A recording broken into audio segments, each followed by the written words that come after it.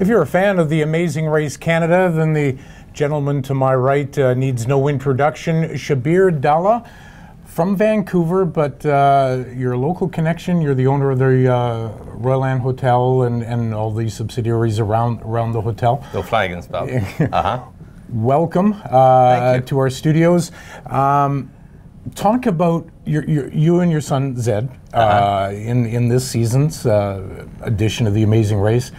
Can you talk first of all about getting on the show? Whose idea was it, and how did you find out? Well, Zed and I were having dinner sometime in October, and I was telling him that I'm ready for a challenge of some sort. I'm 57 now, and I want to challenge myself from a mental and physical point of view. And Amazing Race came up. So Zed looked into it, and lo and behold, the deadline was within 5 days. Yeah. So on the spur of the moment, we came up with the script.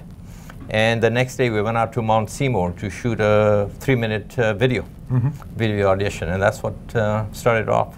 Now, we see 10 or 11 episodes of the show, an hour each.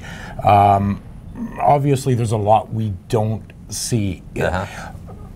From an overall standpoint, has it been everything you thought it would be, or are you surprised at some of the things, your overall experience? It's been everything and then some. It really has been a great experience. It was wonderful to see how things work behind the scenes. Yeah, just the shooting, the opening scene when John Montgomery says, "Go." That itself took us about 4 hours being on top of the mountain up in at St. John's, Newfoundland. Right. And because there's tons of retakes, there's so many cameras all over the place, and so it was much more than I ever anticipated. But what I really loved about the show, it was completely authentic.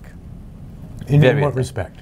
In respect that when you were doing the interviews, and sometimes if I was at a loss of words, which happens to me often, and I would ask for suggestions, and they would give me suggestions, but they would be very clear that if it doesn't resonate with you, don't say it.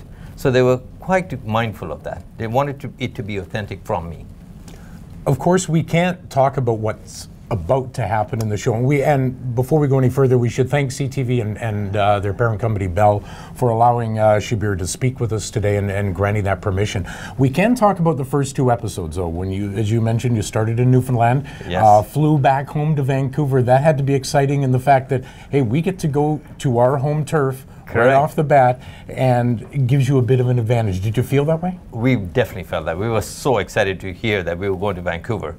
And so we definitely felt the hometown advantage. I mean, Gassy Jack's statue, as soon as I opened up the clue, while some of the other teams were searching around the park for it at Capilano, I knew exactly where to go. So there was definitely a hometown advantage. Oh, so you would have got there first then? We would have gotten there first. However, what they didn't show on TV was that one of the other teams had stolen our taxi, and we had no idea of this, of course. They had walked down Capilano Road, flagged down our taxi, which was specifically supposed to be for Team Beard and Bald, and flagged it down and took our taxi. So we had no idea. We were waiting up there for 35 minutes until we had to call another taxi. So and that put us behind the scene, because when we got to the Hotel Vancouver for the Tightrope Challenge, I had to wait in line for probably an hour and a half up there to get for my turn. And each time you fall, you have to go back to the back of the line. So that whole process up on the rooftop of the Hotel Vancouver took us about 2.5 hours, and it was freezing cold. Oh, I'm sure. You hear teams talk about training for this. Now, I mean, you can eat a bug, if you or those kinds of things, or you can, train for some things you've seen on the show, but you can't train for everything. Yes. I'm assuming you would never walked a tightrope before. I've never walked a tightrope. Yes, you can be assured of that. Scary? Very scary. But one thing that we did do, there was about a month period between the time we were told we were on the show to the time we had to report at the start sitting. And so we did go bungee jumping in that period. And I'm so glad I did that, because I'm terrified of heights. So that, I think, helped me get a bit accustomed to that tightrope challenge. Okay. They showed you falling once, then they showed you clearing it. Yes. Were those the only 2 chances you took? No, trust me, I fell down twice. They didn't show that. I fell down twice, and then the 3rd time I got lucky. Okay. Yeah. How long does it take you to go across? Was it about a 20-minute, 15-minute process? It was, it's a blur, but if I was to say, it was probably about 15 to 20 minutes of terrifying moments. Terrifying. Now you get across, or you finish Vancouver. So you're on to the next show. Yes. You go to Fort McMurray, which must be interesting because as a BC gentleman, you're certainly aware of all the forest fires we have. Now you're going to an area that's been devastated as well. That must have brought back some ugly memories. It certainly did. I mean, the forest fires were exactly almost to the year, and especially when I went on the helicopter ride, and you see the magnitude of the devastation. It was quite mind-boggling. It was sad, and on the other hand, it was also pretty amazing to see this. You know, I lived in Squamish for a number of years, 14 years, and I understand this true sense of a small community. And you felt that same sense out in Fort McMurray. And you know, when they say Fort Mac Strong, that holds so very true to that community. I mean, people are so closely tight-knit, and keep in mind, they had to evacuate between 80 and 90,000 people, which is double of what we're experiencing today in Williams Lake and the rest of BC. Right.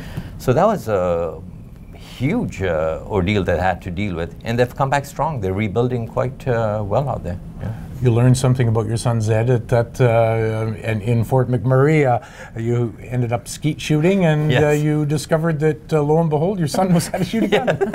I had no idea, but Emily's gone to Las Vegas and shot a few guns there. So yes, I had no idea. I learned something new every day. He carried you in that challenge. Obviously, you hit a few targets, but he hit the rest. Yes, I think I only hit 3 or 4, and he did the rest of the 12. So yeah, he just got the hang of it really fast. A lot of fun. I mean, is it truly a lot of fun on the show? It is a blast. I mean, it is very tough from a physical and mental standpoint of view, but it is an unbelievable ride. We were definitely having a blast. I mean, we've always been a close-knit family, but this being, you know, alone with your son for a good 4-week period just brought us so much closer together. It was a great, great experience from that standpoint of view. We see an hour's worth. I'm sure they shoot hundreds of hours for that, you know, for that 1 hour show. Yes. You talked about losing the cab or having the cab stolen from you. Yes. Can you, from the first 2 episodes, impart any other things that we didn't see that, any humorous stories or things that happened? There were many embarrassing moments from, especially from one perspective. Thank goodness it didn't show all of that. The fact that I fell down twice on the Tightrope challenge, they only showed one. The taxi ride. There were a few things that happened in the next episode, which of course I can't say yet. Yes. And you're back in BC again in Castlegar. Correct. And of course we can't say anything else. We can't say where we're going after that. You brought something with you. You need to put that on. That's right. There you go. That's my bald hat. Yeah. Now you know exactly who we're talking about if you've seen the show. Of course, we can't say exactly what happened on the show. You'll have to watch CTV throughout the summer to find out how Shabir and Zed do throughout the season. And again, Shabir, good luck. Thank you. Pleasure. Got time to waste? Click on our Tango teaser photo for your daily dose of viral videos and funny photos.